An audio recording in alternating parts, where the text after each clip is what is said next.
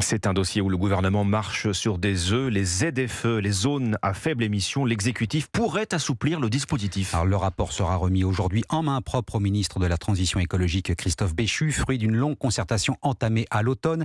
Il sera alors temps d'énumérer les recommandations autour d'une question, la seule finalement qui intéresse les automobilistes mais aussi les riverains. Stop ou encore, d'ici 2025, les véhicules les plus polluants, ceux qui n'ont pas la bonne vignette critère, devraient normalement être exclus des métropoles.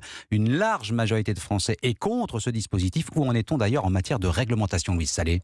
Eh bien, 11 métropoles ont des zones à faible émission. D'ici 2025, ce sera le cas d'une quarantaine de villes. Les interdictions de circulation sont différentes d'une collectivité à l'autre, qui les applique comme elles le souhaitent. Et pour la plupart, les voitures aux vignettes critère 5 sont désormais interdites, même si les contrôles sont quasi inexistants.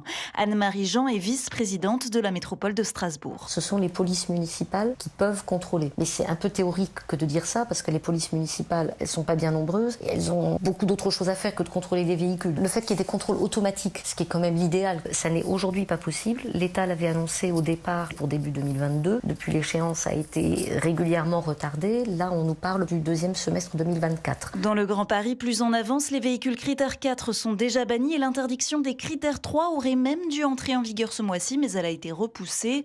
Lyon a également fait marche arrière sur son calendrier pour éviter la colère de ceux qui n'ont pas les moyens de remplacer leur véhicule. En 2025 cependant, et c'est la loi nationale qui l'exige, Paris, Lyon, Marseille doivent empêcher les critères 3 de circuler.